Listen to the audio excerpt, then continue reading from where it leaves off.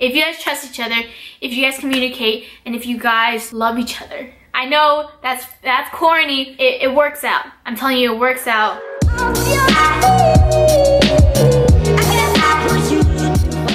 What is going on, fitness family? It is your girl, Erica Burney. So today's topic is about military relationships. This is all my opinion. Don't take this by heart. If you guys don't agree to it, you don't have to agree to it. Some people won't agree to it. Some people will just have to go through it in order to understand what I'm saying. So all of this is just my opinion, and all of this is just what I've been through and what I believe in. First thing we're going to talk about is long distance relationship. Long distance relationship will happen.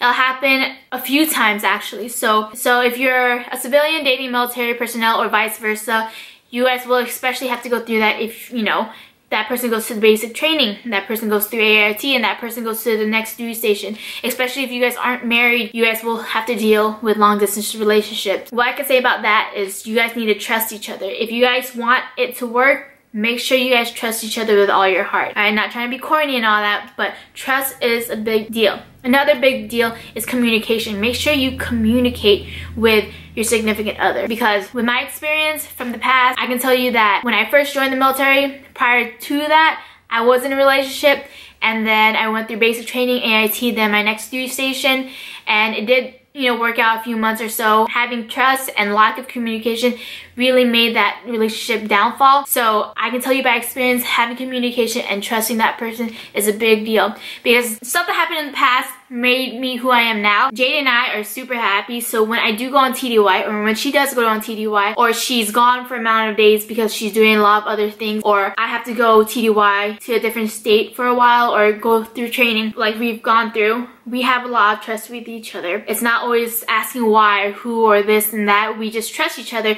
which makes the relationship really work and mesh together. And we communicate with each other as much as we can. So for long distance relationship, try to communicate with your significant other as much as you can via text, via email, via webcam, just anything like that, because long distance relationship is very straining, but it's worth it at the end, especially when you get to see each other after that few months or a year or whatever long that is. Long distance relationship is pretty tough, but worth it if you just keep fighting through and trust and communicate with that person. So next thing is dual military. Dual military is good and bad. So my experience, I can say good, but right now I'm going to talk about the bad. The reason why it might be bad is because you both will be in a lot of stress. You both need to wake up super early, and you both don't have that much time to do little bitty things, especially depending on the job you have. So I can say it's a lot of stress because that person might need to go to the field that day or for that week or a month or so, and that person needs to do this and that. There's a lot of things that at home might not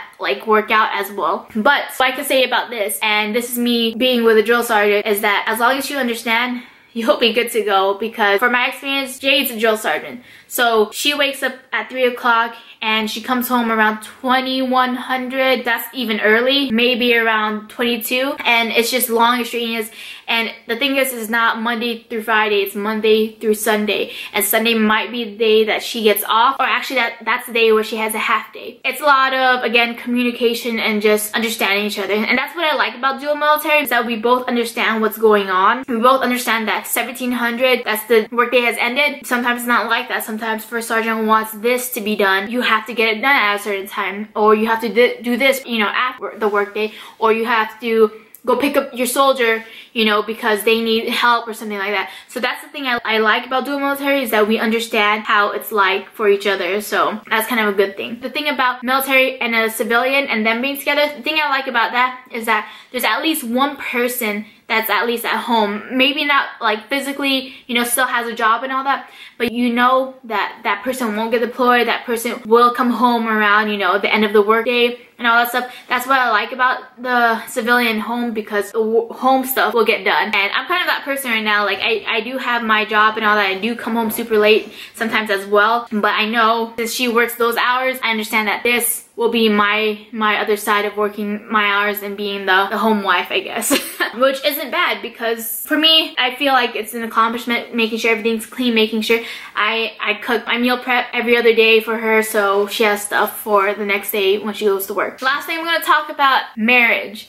I remember I was sitting next to this civilian when I was going to Fort Jackson. She asked me if I was in the military, and I was like, yes. And I asked her, if she was in the military too, and she was like, I'm trying to be, so that means she was going to basic training. And then she brought up how her boyfriend lives in her home state, and this is their first time being apart from each other, and they might be planning on getting married. She was just asking me, I don't know if it's a good idea. Number one, if you're questioning it, it probably isn't a good idea. Number two, if you guys are getting married just because you don't want to be away from each other, that is the wrong idea. Number three, honestly, let basic training, AIT, and even going to your first duty station for a few, let's see what happens after that, because the stints and all that stuff does test the relationship in many ways. Don't get married if you guys just want to be physically close to each other. I mean, yes, it's, you know, beneficial and all that stuff, and if you really want to do it, go for it. But my opinion is just that don't get married if you guys just physically want to be with each other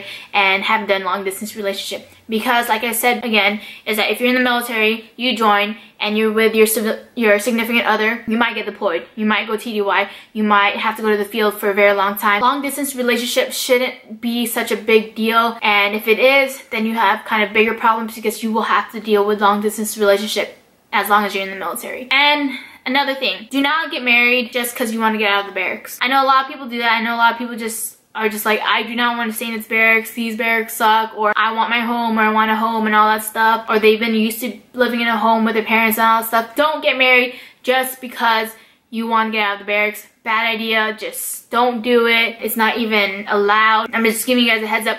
Do not get married if you just want to get out of the barracks or if you want to earn extra money. Honestly, relationships, regardless if it's in the military and all that stuff, military does cause a little bit more problems because you have to deal with long distance relationship, have to deal with stress and all this stuff. Relationships work if you guys trust each other, if you guys communicate, and if you guys love each other. I know that's corny. It works out. I'm telling you, it works out. Jay's and I relationship has gone through so many things, and as long as we communicate, it's good. Don't be afraid to communicate, because that might be the biggest problem. I think that's all that I got for this video. Kind of the reason I just wanted to pull out a video for you guys and tell you a little bit of my opinion about the military and relationship, because a lot of people actually have been asking me, you know, what should I do, or just even asking about Jade and all that. I hope you guys enjoyed this video. Please give a thumbs up if you like it. If you didn't, give me a thumbs down and tell me exactly why, so I can understand and make this video a little bit better for you. Again, follow me on Snapchat. A lot of things are happening. It's almost my birthday.